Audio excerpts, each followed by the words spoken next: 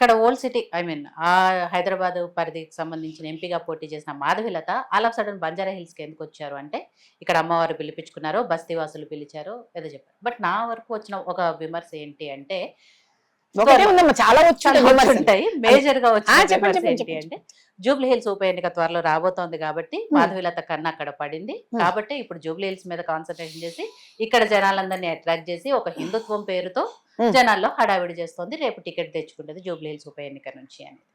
అవునా? అదేనా మీది అయిపోయింది ప్రశ్న. ఎంపీ టికెట్ రాకముందు, ఎంపీ టికెట్ వచ్చాక ఏమన్నారు తెలుసా?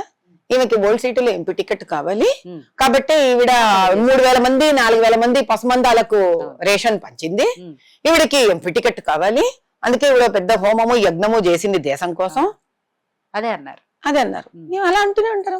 అనేవాళ్ళకి ఉంటుంది ఓ శుద్ధ పద్ద, ఇక అనేవాళ్ళు అంటూనే ఉంటారు అన్ని. మనని ఇంకా నేను పట్టించుకోదలుచుకోలేదు. అంటే రోడ్డు మీద వర్షంలో తడుస్తూ పోలీసులు లాక్కొని పోతున్నా కూడా గంటలు గంటలు జ్వరం వచ్చినా అలా వణుకుతూ అక్కడ కూర్చొని బస్తీ వాసుల కోసం ఒక టికెట్ కోసం నేను పోరాడాను అంటే, అలాంటి ఎన్ని పోరాటాలు ఎన్ని టికెట్ల కోసం చేస్తే బస్తీ వాళ్ళకి లాభం దత్తల్ని. అలాగనే చేయమని రాజకీయ నాయకుల్ని. రేషన్లు సొంత స్వార్జితం, సొంత డబ్బులతోటి. ఎందుకంటే నేనే రాజకీయాల్లో లేను, కష్టార్జితమే ఖర్చు పెట్టాను. అలా అయినా నలుగురికి మంచి జరుగుతుంది కదా. నా పని చేయమని తల్లి రాజకీయ నాయకుల్ని. బాగుంది కదా ఈ డీల్, బాగుందిగా. అదే కదా. పోరాడండి, పోరాడండి, టికెట్ తెచ్చుకోండి, పోరాడండి, టికెట్ తెచ్చుకోండి. టికెట్ వస్తే మీకు మంచిదే, జనాలకి మంచిది. పోరాడతారు కదా అట్లాంటి వాళ్ళు. ముందు నువ్వు పోరాడే స్పిరిట్ ఉండాలి కదమ్మా. సో పోరాడే స్పిరిట్ నాకు ఉంది కదా, నాకు టికెట్ ఎందుకు రాకూడదు అట్లాంటప్పుడు? కరెక్ట్, అంతే కదా తల్లి. నీకు పరిగెత్తే కెపాసిటీ ఉంటేనే నేను దేశం ఒలింపిక్స్ కి తీసుకుపోతుంది. గుడ్. సో నాకు ఇవ్వండి టికెట్ అయితే, నేను పోరాడతాను కాబట్టి.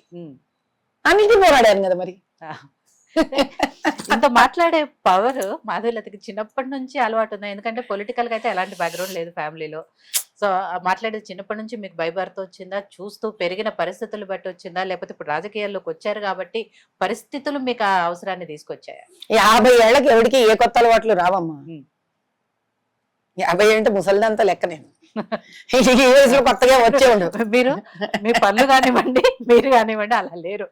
హౌస్ అరెస్ట్లు చేసిన పోలీసుల్ని ఎలా సమాధానం చెప్పారో, ఎలా ధీటుగా ఉన్నారో.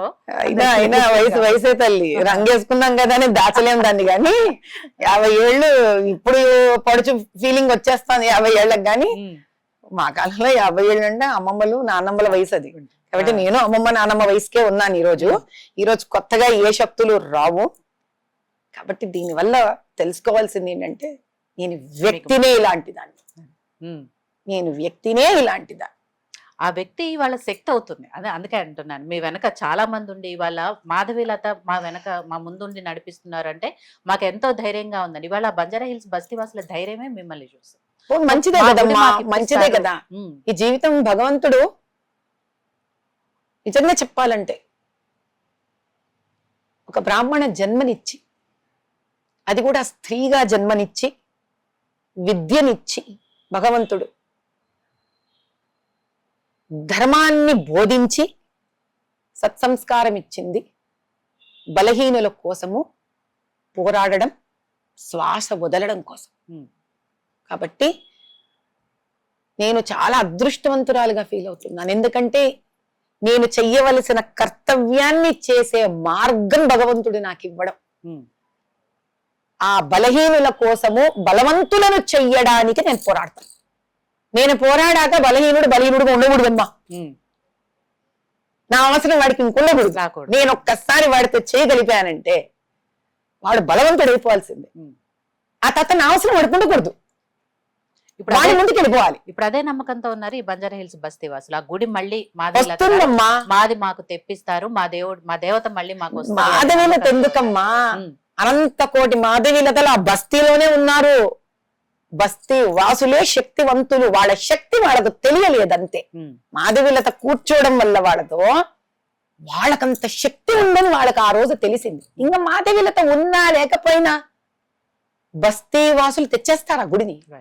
అలాంటి బస్తీలను తయారు చెయ్యడమే నా ధ్యేయం. ఇళ్ళు లేవనుకో, పోరాడతా వాళ్ళతో కలిసి. వాళ్ళు వెళ్ళి ఇళ్ళు తెచ్చుకునే శక్తి వాళ్ళకి రావాలి.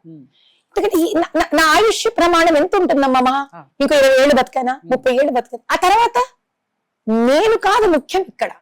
నేను ఉన్నా నేను లేకపోయినా బలహీన బడుగు వర్గాలు వాళ్ళ పోరాటాన్ని వాళ్ళు చేసి వాళ్ళ న్యాయాన్ని వాళ్ళు సాధించుకోగలగాలి. అలాంటివి కొన్ని నేను చేసి వాళ్ళతో పాటి వాళ్ళని శక్తివంతులను చేయగలిగితే వాళ్ళు ఏలుతారమ్మా ఈ రాజ్యాన్ని.